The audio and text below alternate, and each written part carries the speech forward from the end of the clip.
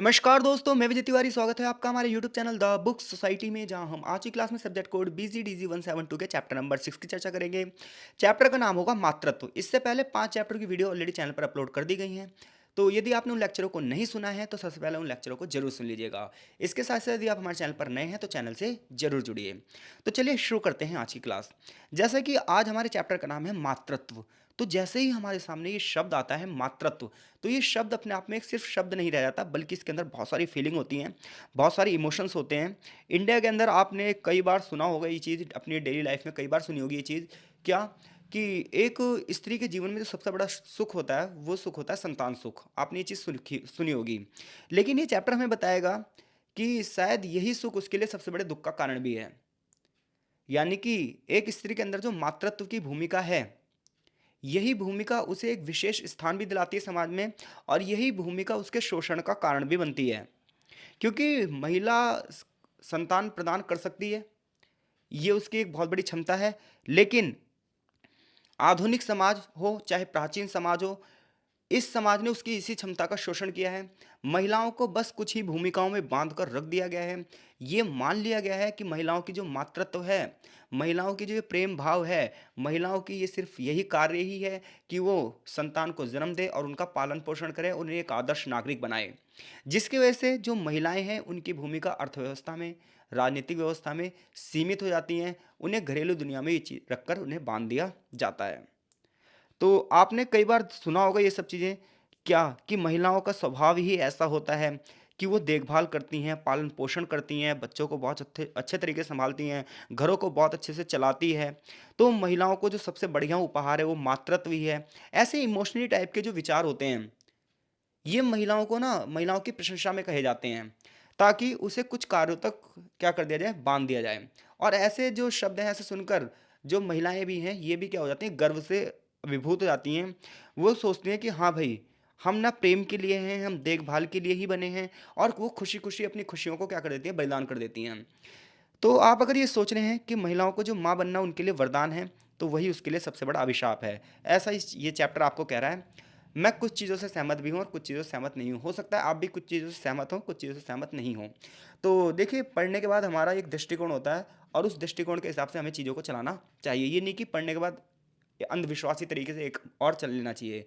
तो इसलिए इन चीज़ों को आप समझिए, और समझने के बाद अपनी राय भी रखिए कमेंट बॉक्स में कि हाँ भाई, कहाँ पर चीज़ें सही हैं और कहाँ पर चीज़ें सही नहीं हैं। तो सबसे पहले चैप्टर में एक क्या दी गई है, उसकी भूमिका दी गई है, प्रस्तावना दी गई है, और चैप्टर की जो शुरुआत होती है वो यहाँ से होती है कि जेंडर भूमिकाएं, मातृत्व और पितृत्व, यानी कि एक माता की और एक पिता की क्या भूमिका होती है जब हम जेंडर के अंतर्गत इसका अध्ययन करते हैं। तो जैसा कि अभी मैंने कहा कि हम अपनी डेली लाइफ में डेली सुनते हैं क्या, कि महिलाओं का स्वभाव ही ऐसा होता है कि वो देखभाल करती हैं, पालन पोषण बहुत अच्छे तरीके से करती हैं, घर को बहुत अच्छे से संभालती हैं। इतना ही नहीं, वो इमोशनली होती हैं, वही आगे चलकर वंश को चलाती हैं, वही इस संसार को चला रही हैं। इन संसार को चलायमान रखने में एक स्त्री की ही भूमिका है। इन शब्दों के माध्यम से स्त्रियों की प्रशंसा की जाती है, और फिर उसके माध्यम से जो उसके खिलाफ शोषण होते हैं, उन शोषणों को बहुत अच्छे तरीके से छिपा लिया जाता है। ऐसे कथन कहकर महिलाओं को जो शोषण सदियों से हुआ है, उस सदियों को छुपा लिया जाता है। महिलाएं जब विवाह करती हैं, जब मातृत्व का सुख प्राप्त करती हैं, तो उन्हें बहुत सारी कुर्बानियां भी देनी पड़ती हैं। जैसे कि अगर किसी महिला की शादी जल्दी हो गई है, तो उसे शिक्षा से वंचित रहना पड़ता है, और कई बार अपने करियर को भी दांव पर लगाना पड़ता है। ऐसी महिलाएं जो विवाह और मातृत्व को अपना प्राथमिक कार्य नहीं भी मानती, तो समाज और संस्कृति उन पर ये चीज़ें थोप देती है। यानी कि एक स्त्री जो माँ बनना नहीं चाहती, जो एक पत्नी के रूप में अपनी भूमिका अदा करना नहीं चाहती, तो ऐसे में जो ये सोसाइटी है, जो ये कल्चर है, ये उसके ऊपर कुछ चीज़ें थोप देता है, जिसकी वजह से उसे मजबूरी में इन कर्तव्यों का निर्वाह करना पड़ता है। और जो महिलाएं जानबूझकर अपनी खुशी खुशी भी इन कर्तव्यों को निभाना चाहती हैं, उन्हें भी अपने करियर की, अपनी एजुकेशन की कुर्बानी देनी पड़ती है, अपनी लिबर्टी की कुर्बानी देनी पड़ती है, अपनी स्वतंत्रता की कुर्बानी देनी पड़ती है, और ऐसे में वो किसी एक व्यक्ति पर निर्भर होकर रह जाती है। तो ये सांस्कृतिक मूल्य जो हैं, ये महिलाओं को ये सिखाते हैं कि परिवार के जो पुरुष सदस्य हैं, ये इनके हित में रहें, इनकी देखभाल करें, इनका बेहतर पोषण करें, और जो शैक्षिक अवसर हैं, जो वित्तीय संसाधन हैं, और जो संपत्ति के अधिकार हैं, इन सब का एक महिला बलिदान दे दे। जो ये करती है महिला, उसे एक अच्छी महिला माना जाएगा। तो इस प्रकार से महिलाओं को बचपन से ही इस तरीके से ट्रेंड किया जाता है कि वो आत्म बलिदानी बने। कभी भाई के लिए, कभी पिता के लिए, कभी पति के लिए वो अपना सर्वस्व निछावर करती रहे। तो ये जो कल्चर है, जो ये परंपराएं हैं, ये समाज की गहराइयों में जड़ जमा चुकी है। बहुत सारे पूर्वाग्रह हैं जो जेंडरों को लेकर हैं कि जो महिलाएं माँ बनती हैं वो प्राय अपनी इच्छाओं और महत्वाकांक्षाओं की कीमत पर ही ऐसा कर पाती हैं। अगर आप रियलिटी देखेंगे, जितनी भी महिलाएं माँ बनती हैं तो उनकी बहुत सारी इच्छाएं खत्म हो जाती हैं, बहुत सारी जो महत्वाकांक्षाएं होती हैं वो भी खत्म हो जाती हैं, क्योंकि ऐसा कार्य करने से उनका जो प्रोफेशनल करियर है वो लगभग लगभग समाप्त हो जाता है। महिलाओं की जो योग्यता है वो कहीं ना कहीं कम हो जाती हैं। इससे पता चलता है कि जो मातृत्व है वो कहीं न कहीं महिलाओं को बहुत बड़े पैमाने पर रोक देता है, जिसके परिणामतः विश्व की आधी आबादी जो है, वो वंचनाओं का शिकार हो जाती है, वो वंचित हो जाती है। लेकिन इसका अर्थ ये नहीं कि इसका प्रभाव सिर्फ महिलाओं पर ही पड़ता है। चैप्टर हमें ये बताता है कि इसका प्रभाव पुरुषों पर भी पड़ता है, क्योंकि पुरुष को ये लगता है कि पुरुष की भूमिका पिता के रूप में है, और ऐसे में जो उसकी पुरुषत्व है वो कम हो जाता है और वो अन्नदाता की भूमिका में आ जाता है, क्योंकि उसे लगता है कि मेरे बच्चे का पालन पोषण कैसे होगा। तो महिलाओं और पुरुषों के लिए जो जेंडर भूमिका है, इसकी वजह से दोनों ही जेंडरों की स्वतंत्रता क्या होती है, खतरे में पड़ जाती है। व्यक्तिगत रूप से वो किसी ना किसी चीज़ का जो चयन करते हैं वो उनकी इच्छा बाधित हो जाती है, चाहे वो एक पिता हो और चाहे वो एक माता हो। उन दोनों की इच्छाएं कहीं ना कहीं संतान प्राप्ति के बाद कम हो जाती है।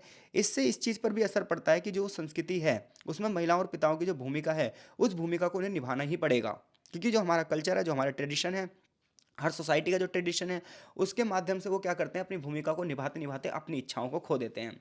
इसलिए आप इंडिया में देखोगे या फिर किसी भी सोसाइटी में देखोगे कि एक उम्र के बाद जो पुरुष होता है उसके अंदर का पुरुषत्व तो खत्म हो जाता है, वो सिर्फ अपनी अपनी जिम्मेदारियों को ढोते ढोते ना अपनी ज़िंदगी खत्म कर देता है।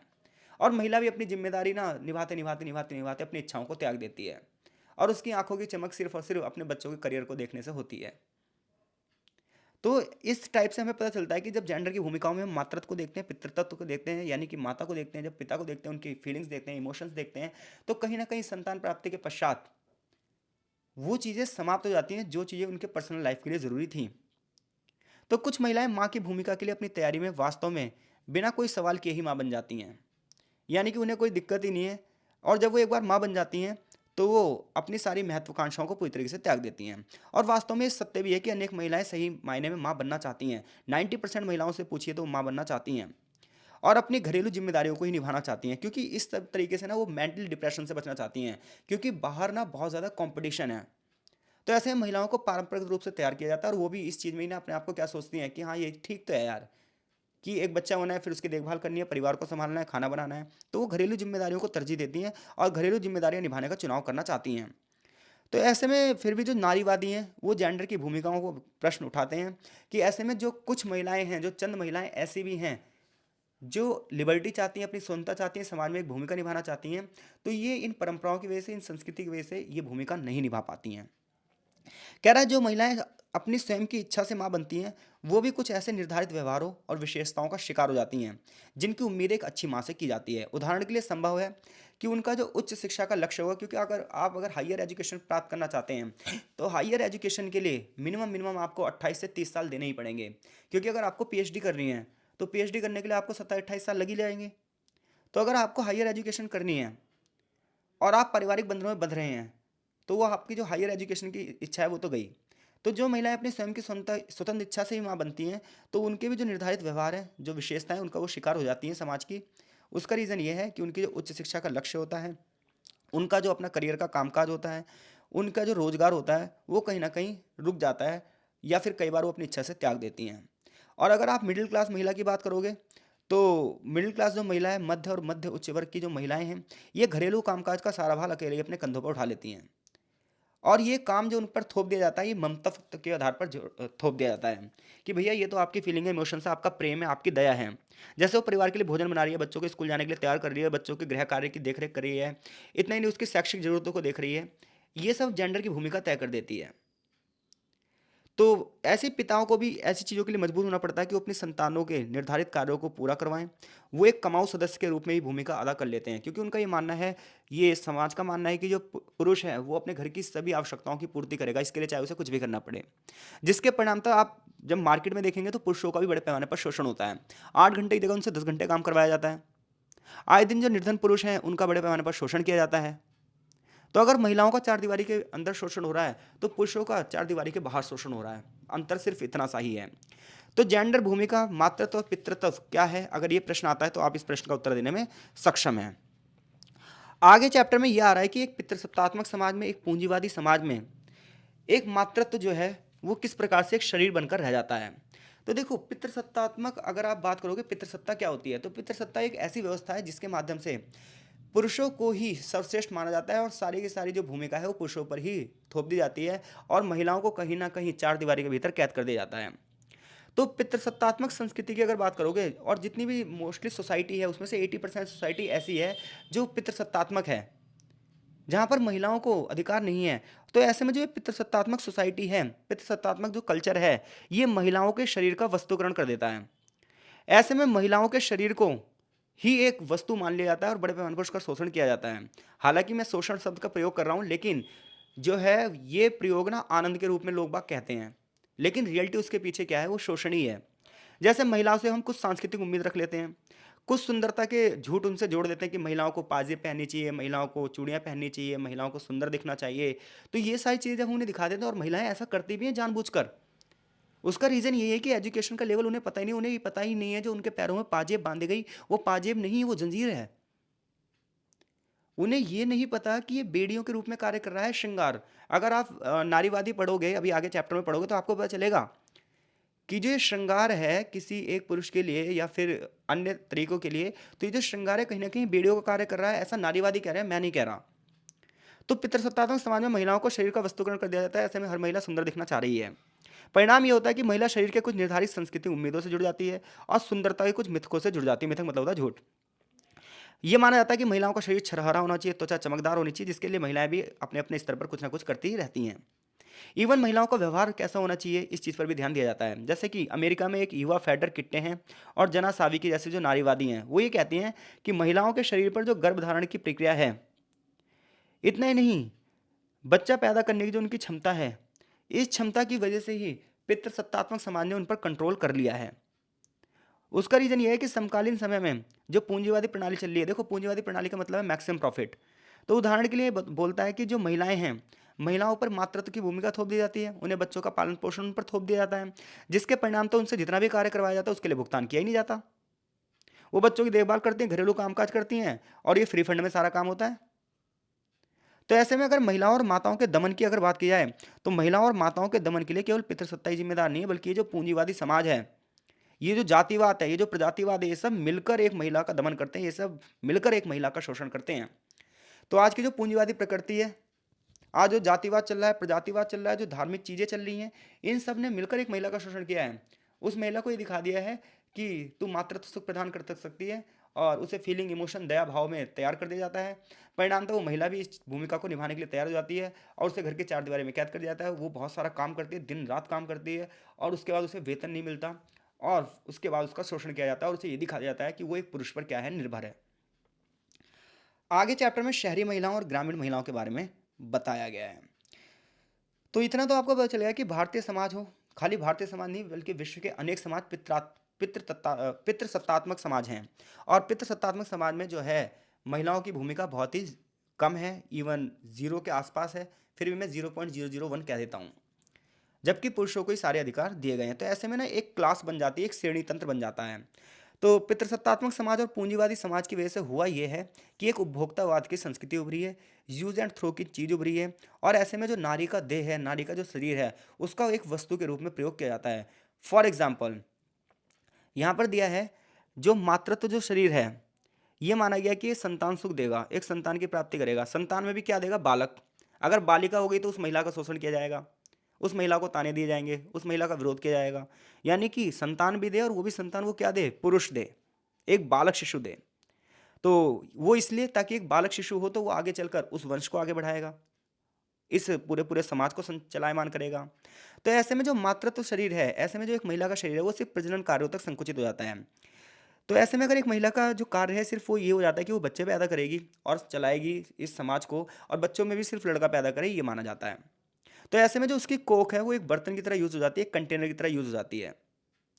तो इस प्रक्रिया में प्रजनन मूलक कार्य को अधिक महत्व दिया जाता है। लेकिन वहीं जो महिलाएं बच्चा नहीं कर पाती हैं, ऐसी महिलाएँ जिनके बच्चे नहीं हो पाते हैं, उन्हें समाज निम्न दृष्टि से देखता है। इसके अलावा जब एक महिला जो है, जो एक बच्चा कर सकती है, एक संतान सुख दे सकती है, उसके अंदर मातृत्व की भूमिका है। इस भूमिका की वजह से उसकी जो एक प्रेमिका की भूमिका है वो खत्म हो जाती है। एक जो यौन साथी के रूप में उसे सुख मिलना चाहिए वो सुख उसे नहीं मिल पाता है, क्योंकि उसे एक पवित्र माँ की कल्पना में रख दिया जाता है। परिणामतः ये होता है जो उसके शारीरिक सुख की ज़रूरत होती है उसे, वो चीज़ें उसे नहीं मिल पाती है। एक पुरुष से जो उसे प्रेम मिलना चाहिए, उसकी जो एक प्रेमिका की भूमिका होती है वो उसे नहीं मिल पाती है। उसका एक बहुत बड़े जीवन का भाग किस में चला जाता है, सिर्फ और सिर्फ मातृत्व में, अपने बच्चों की देख रेख में। ऐसे में जो महिलाएं गैर मातृत्व परक होती हैं, उन महिलाओं को, उन महिलाओं की जो देह है, उन महिलाओं का जो शरीर है उसका अवमूल्यन कर दिया जाता है और उन्हें सिर्फ एक यौनिक वस्तु, एक आनंद की वस्तु के रूप में देखा जाता है। यानी कि जो महिलाएं प्रजनन कर सकती हैं, जो महिलाएं पीढ़ियों को आगे बढ़ा सकती हैं, उनका भी शोषण हो रहा है। उनका शोषण ये हो रहा है कि उन्हें प्रेमिका का सुख नहीं मिल पा रहा है, उन्हें यौन सुख नहीं मिल पा रहा है। जबकि जो महिलाएं संतान की सुख नहीं दे सकती हैं, उनकी देह का शोषण किया जा रहा है, उन्हें सिर्फ एक वस्तु मान लिया जा रहा है। तो ऐसे दोनों ही मामलों में क्या हो रहा है, महिलाओं का शोषण हो रहा है। तो अलग अलग वर्ग हों, अलग अलग जाति हों, शहर हो चाहे गांव हो, हर जगह महिलाओं पर इन सब चीज़ों के प्रभाव दिखाई देते हैं। शहरी वर्ग में देखोगे तो शहरी वर्ग में महिलाओं से उम्मीद की जाती है कि वो पारंपरिक मूल्यों को बचाए रखें, प्राचीन परंपराओं को बचाए रखें और अपनी संतान में भी उसी परंपराओं को जारी रखें।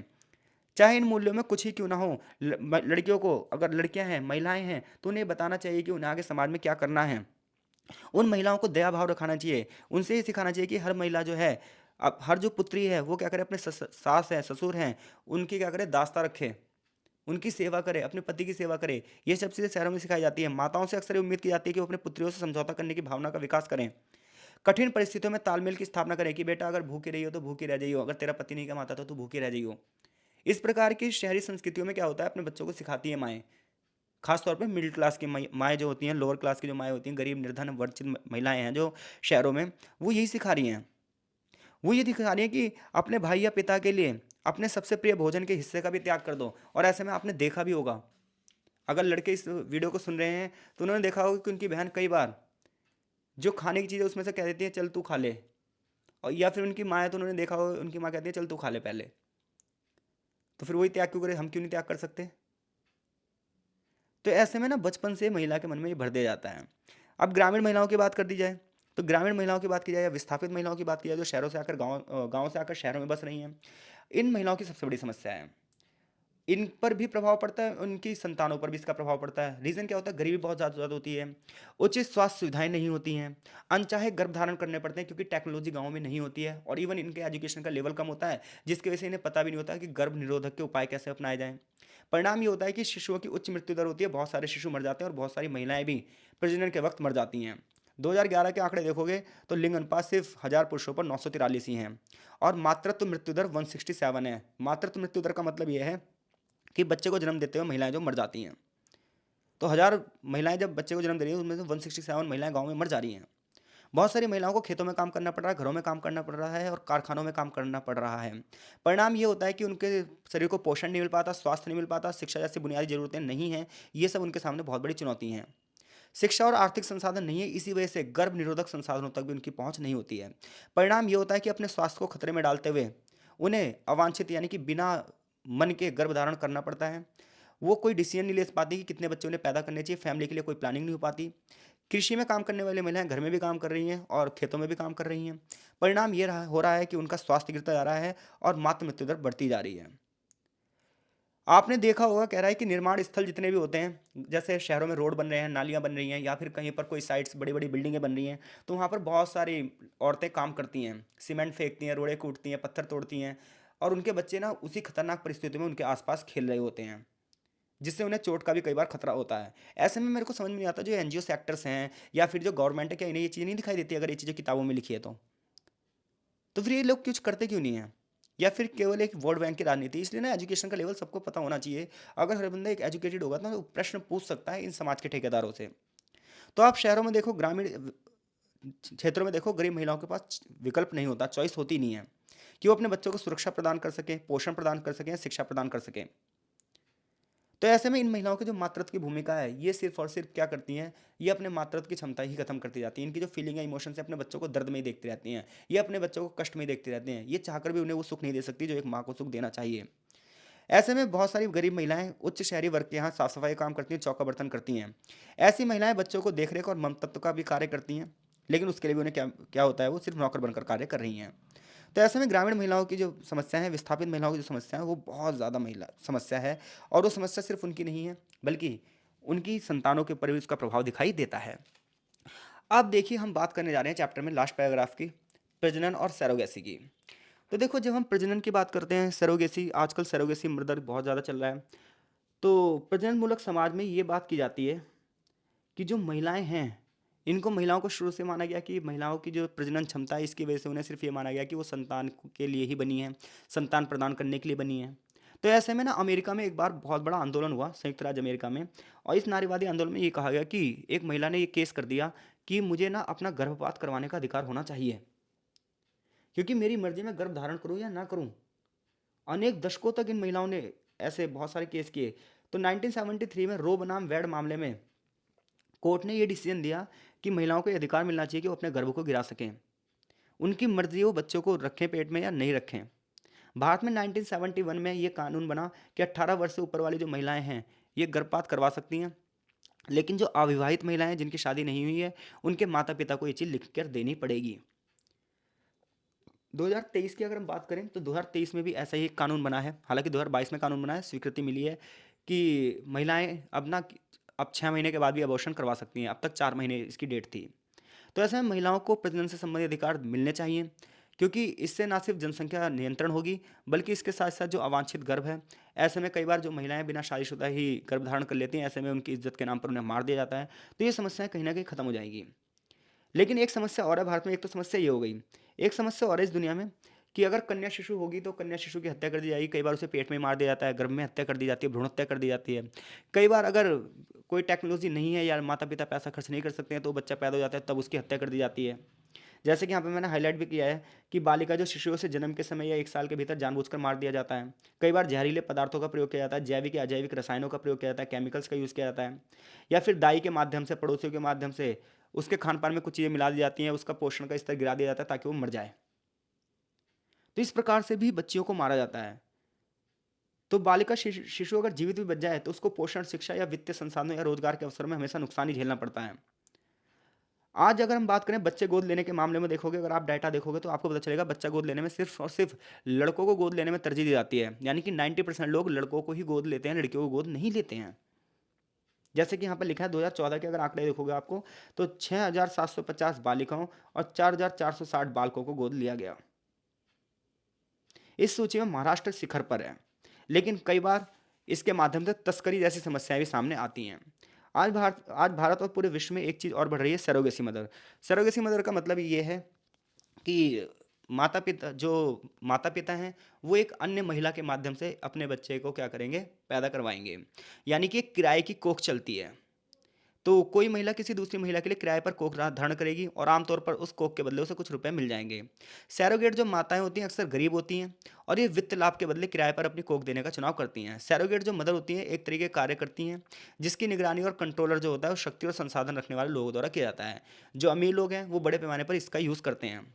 जो महिलाएं बहुत निर्धन हैं, अपना गुजारा करने के लिए, धन उत्पादन के लिए इस चीज़ का चुनाव करती हैं। ऐसे मामलों में जो अधिक संसाधन वाले लोग हैं, अमीर लोग हैं, वो निर्धन महिलाओं की देह का शोषण करते हैं। तो ऐसे में जो ये पूंजीवादी समाज चल रहा है, इसमें बड़े पैमाने पर इस प्रकार की समस्याएं चल रही हैं। हालांकि इसका निर्माण इसलिए किया गया था कि बहुत सारी महिलाएं जो बच्चा नहीं दे पाती हैं, उन्हें भी मातृत्व सुख मिल पाए। लेकिन आज इसका प्रयोग एक बिजनेस के रूप में किया जा रहा है, जो कि एक बहुत बड़ी समस्या हो चुकी है। और जो सरोगेटिव जो मदर होती हैं, आगे चलकर इनकी सुरक्षा का भी ध्यान नहीं रखा जाता और कई बार इनकी मृत्यु तक हो जाती है। आगे अगर चैप्टर की बात किया तो भारत में अगर देखा जाए तो भारत में महिलाओं से की पूजा की जाती है। उन्हें माता का दर्जा दिया जाता है, उन्हें देवी का दर्जा दिया जाता है। देश के अनेक हिस्सों में सीता माता, लक्ष्मी मैया, दुर्गा मैया के रूप में देवियों की पूजा की जाती है। उन्हें आदर्श माना जाता है। उन्हें देवताओं के बाजू में बिठाकर उनकी पूजा की जाती है। इवन सिंधु घाटी सभ्यता देख लो आप, हड़प्पा सभ्यता देखो, वहाँ के लोग भी उर्वरकता की देवी की पूजा करते थे। आज के समाज में अगर लेकिन हम बात करें तो महिला होने के कारण उन्हें लांछित किया जाता है, उन्हें बदनाम किया जाता है। इवन उनके यूनिक रूप से शोषण किया जाता है, अत्याचार किया जाता है, बलात्कार किया जाता है, मारा भी जाता है, पीटा भी जाता है, घरेलू हिंसाएँ होती हैं और जान भी गँवानी पड़ती हैं। तो एक ही समाज के दोहरे रूप कैसे हैं? यानी कि एक ही समाज का एक रूप उन्हें देवी के रूप में पूज रहा है, उन्हें लक्ष्मी के रूप में पूजा है, उन्हें सरस्वती के रूप में पूज रहा है, उन्हें दुर्गा के रूप में पूज रहा है, उन्हें काली के रूप में पूज रहा है, भारत माता के रूप में कह रहा है, भारत माता की जय कह रहा है। वहीं दूसरी ओर समाज का वही रूप महिलाओं के साथ घरेलू हिंसा कर रहा है, अत्याचार कर रहा है, तलाक दे रहा है, हिंसा कर रहा है, गालियाँ दे रहा है, बलात्कार तक हो रहे हैं। धर्म की आड़ में उनका शोषण किया जा रहा है, उन्हें सिर्फ और सिर्फ बच्चा पैदा करने की मशीन के रूप में देखा जा रहा है। आखिर ऐसा क्यों? तो ऐसे में समाज की जो परंपराएं हैं, उन परंपराओं में एजुकेशन लॉजिक होना चाहिए, तर्क होने चाहिए और महिलाओं को भी ना अपने अधिकारों के लिए आवाजें रखनी चाहिए, क्योंकि आखिरकार वो भी तो एक मनुष्य ही हैं। बॉलीवुड की मूवीज में भी देखोगे आप, तो जैसे कि यहाँ पे लिखा है मदर इंडिया मूवी, तो बॉलीवुड की मूवीज में भी देखोगे आप, तो महिलाओं का जो चरित्र है वो इस प्रकार से दिखाया जाता है, शोषणकारी। उन्हें सिर्फ और सिर्फ ना एक सामने वाले को आकर्षित करने की वस्तु माना जा रहा है, जबकि जो पुरुष का रोल है वो कैसा होगा, हाईफाई होगा। तो यानी कि समाज में आपने विकृत चरित्र ही रख दिया है। समाज में आपने देख दिखाई दिया है कि जो महिला है वो क्या होगी, वो शोषणकारी होगी, उसके सामने सिर्फ और सिर्फ चुनौतियां ही हैं। तो ये चीज़ें सोसाइटी में चेंज करनी पड़ेगी और वो चीज़ें जब भी चेंज हो सकती हैं जब हम और आप मिलकर एक एजुकेटेड सोसाइटी की स्थापना करें। हम शब्दों को ना सिर्फ पढ़ें बल्कि समाज में भी उन शब्दों को चलायमान रखें और अपने हक के लिए आवाज़ उठाएं और दूसरों के हक के लिए भी आवाज़ उठाएं। तो आज महिलाओं के सामने समकालीन चुनौतियाँ क्या हैं और प्रगति क्या हो सकती है, तो इसके लिए बहुत सारे नियम बन रहे हैं, बहुत सारे कानून बन रहे हैं और बहुत सारे लोग इसके लिए किताबें लिख रहे हैं, अखबार समाचार पत्रों में हेडिंग्स बन रही है। जैसे कि यहाँ पर एक लिखा है, द रिप्रोडक्शन ऑफ मदरिंग, ये लिखी है नैन्सी कोडारो ने। उन्होंने बताया है कि किस प्रकार से परवरिश के पक्ष में उन्होंने तर्क दिए हैं कि, और इसके अलावा बहुत सारे जो नारीवादी लोग हैं, इसके अलावा बहुत सारे जो सब्जेक्ट्स हैं जैसे मनोविश्लेषण, समाजशास्त्र, नृविज्ञान, इतिहास, शिक्षा शास्त्र, विज्ञान, अनेक क्षेत्रों में नए नए रिसर्च हो रहे हैं और मातृत्व की भूमिका पर नए नए प्रकाश डाले जा रहे हैं कि क्या मातृत्व महिलाओं को वास्तव में उनकी स्वतंत्रता को छीन रहा है। ये एक ज्वलंत प्रश्न है और इसके उत्तर देने में बड़े बड़े लोग बड़ी बड़ी बहस कर सकते हैं, लेकिन इसका निष्कर्ष निकालना बड़ा मुश्किल हो जाता है। आज हम देख रहे हैं, आज बहुत सारे हमें पॉजिटिव परिवर्तन दिख रहे हैं समाज में। बच्चों के अभिभावक के रूप में अगर हम बात करें, महिलाओं ने अधिक से अधिक संख्या में आज शैक्षिक क्षमताएं प्राप्त करी हैं, रोजगार मिल रहा है, आज महिलाएं स्वावलंबी हो रही हैं, आज मातृत्व अवकाश भी मिलता है नौकरी के दौरान। इसके अलावा बच्चों से संबंधित बालवाड़ियों की भी स्थापना हो रही है, महिलाओं के रोजगार को, अवसरों को बढ़ावा दिया जा रहा है, लड़कियों की शिक्षा दीक्षा को बढ़ावा दिया जा रहा है, लड़कियों से संबंधित बहुत सारी पॉलिसीज़ का निर्माण किया जा रहा है। इतना ही नहीं, सरकार मातृत्व के दौरान विभिन्न प्रकार के लाभ भी दे रही है, आंगनवाड़ियों के माध्यम से और अन्य एनजीओ सेक्टर के माध्यम से महिलाओं को उचित स्वास्थ्य की देखरेख कर रही है, टीकाकरण करवाया जा रहा है। तो इससे पता चलता है कि आज समाज थोड़ा सा पॉजिटिविटी की ओर आगे तो बढ़ रहा है, लेकिन बात ये आती है, क्या वास्तव में एक दिन ऐसा होगा कि 100% जनसंख्या ऐसी हो जाएगी जिनका शोषण नहीं होगा? तो ये एक प्रश्न रहेगा। जानते हैं क्या इस प्रश्न का उत्तर मिल पाएगा या नहीं। तो मिलते हैं आपसे नेक्स्ट चैप्टर में। ये चैप्टर यहीं फिनिश होता है। आगे चैप्टर में कुछ शब्दावली और प्रश्नों की चर्चा की गई है। अगर इस चैप्टर से मैं प्रश्न की बात करूं तो प्रश्न कुछ इस प्रकार से बनता है कि भारत की जो रूढ़िवादी सोच है, ऐसे में जो जेंडर की भूमिका है, उस भूमिका में मातृत्व व्यवहार पर क्या प्रभाव पड़ता है। तो इस प्रश्न का उत्तर देने में आई होप सो आप सक्षम हैं। मिलते हैं आपसे चैप्टर नंबर 7 में। तब तक के लिए आपका बहुत बहुत धन्यवाद।